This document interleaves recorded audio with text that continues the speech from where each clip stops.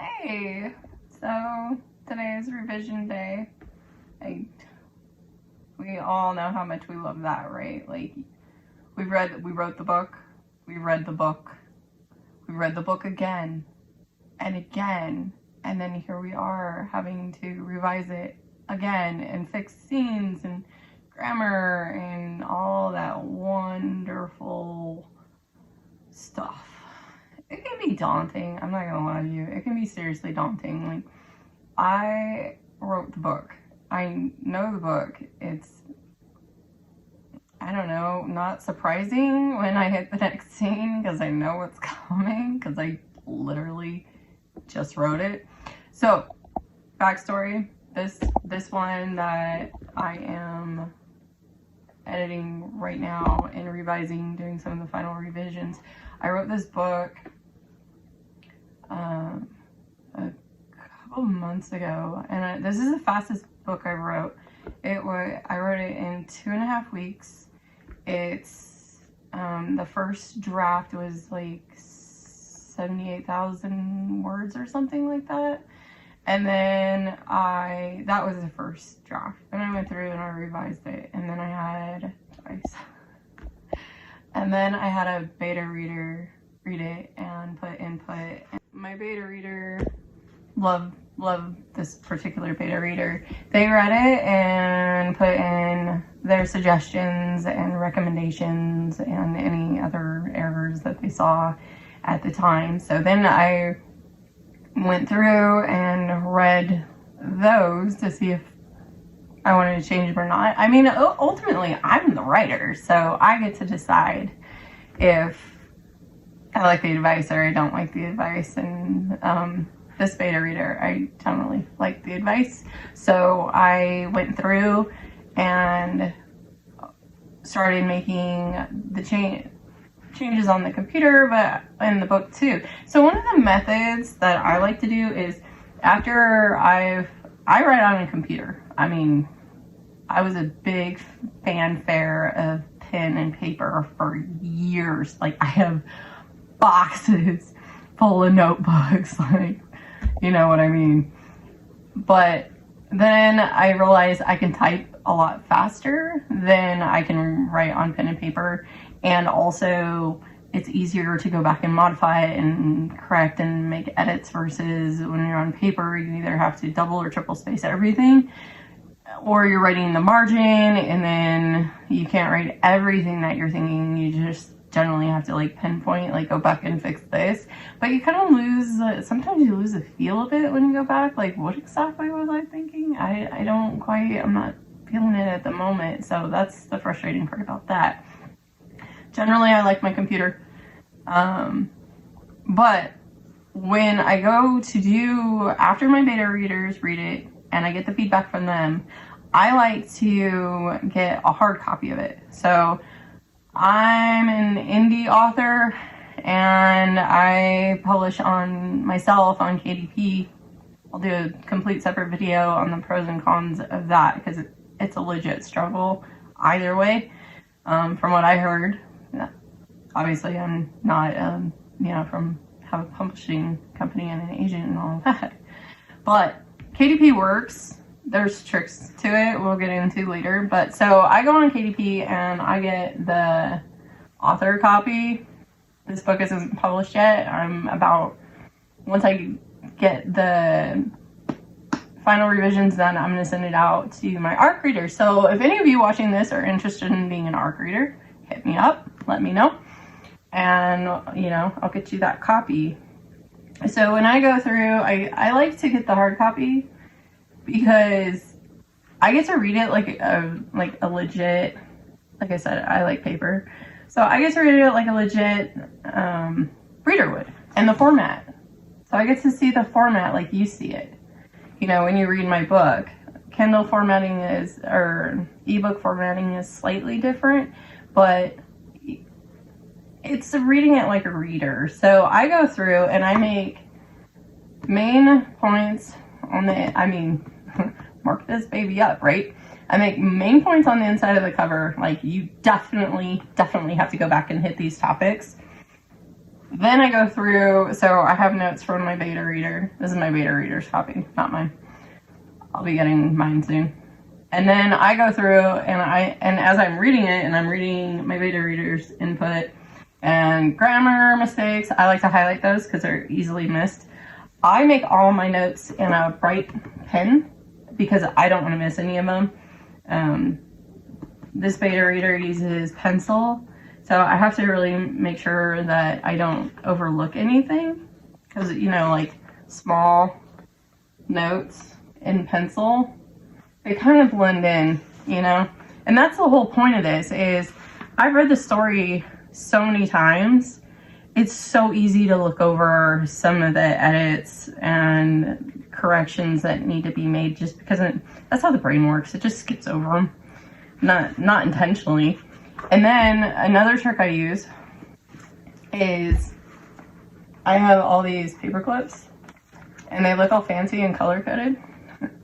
They're not. They're just colored paper clips.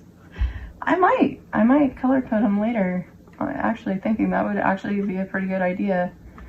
I'm not a highly organized person. I'm a writer. But I'm getting better. So big topics that need to get addressed, like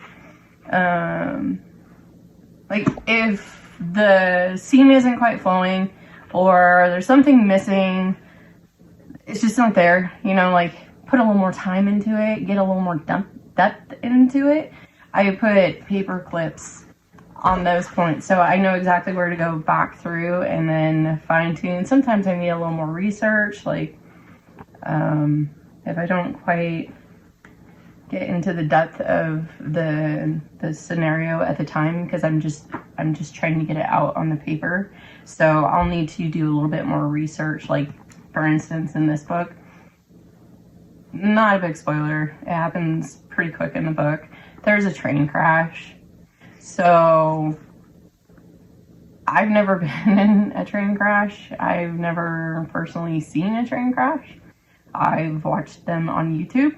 So I don't really know personally the experience of that. So I put a paper clip in the beginning. I believe that's what that one is for.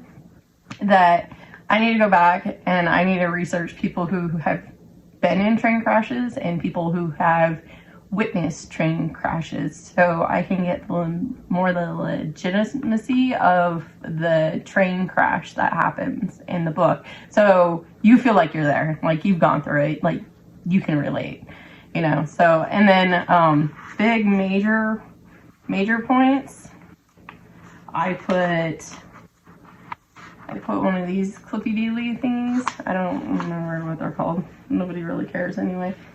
But I put those in there because that's a big one. That's a, hey, don't forget about me. You need to get back at this. Not that any of these are less important, but I'm just a little that way. And then after I get through all of that and I go through and like you can see, it goes the whole length of the book. This is the first beta reader copy. I take this, I do all my revisions on my laptop, and I'm in contact with my beta reader on this to clarify any questions of, you know, if I have any confusion of what exactly were you trying to tell me there? I'm not entirely sure. And I make all the revisions on the computer, and I do that, and then I read back through it, and then I read back through it, and then I print another one of these so I can, you guessed it, read back through it. It takes a special person to be a writer, and you can't be shy about your work. Because, I mean, seriously, like, if I don't want to read it, why would you want to read it? And if I'm willing to read it 12 times before, or more, depending, before I put it out there for you to read it, like, you know it's going to be something pretty good at this point. So when it's just one of my tricks that I use to edit my books, and it works really well for me. But hey, you know, it's a process. whatever works for you, do it, man. Like, what if it's some? I know some writers, they print it out old school, like seriously at the printer, and they have a stack of papers like this big or whatnot, and they go through it. I used to do it that way. I don't prefer it that way. I prefer to read it like my readers. So, because I'm an avid reader too, so I can pick up more of the errors reading it this way versus reading on the computer screen, which I'm not going to get into all the weird eye things and the tricks the computer does on your brain. But it's also different than if you print it out on the printer, because then you're flipping through it, kind of like a screenplay, and less like a manuscript, because you're not going. This is kind of weird, right? Like, the brain is so weird. When you print it, when you have it like this, you're reading it like a book, right? You're flipping the pages. Like, okay, I'm reading a book, and I'm going to pretend, let's play a game. I'm going to pretend I've never read this book before. And I'm going to read it like I'm reading it for the first time. And then, don't call me a nerd, but I pretend that I'm a really big, like, editor or agent, and I've never read this book before. So, am I going to be impressed? I mean, who's this writer? Seriously? Never heard of her. But let's see what she's got to say. So I play that game with my brain too. I know, it's kind of weird, but it works. I mean, it works for me. And then, so back to if you print out on the printer, you're flipping it this way.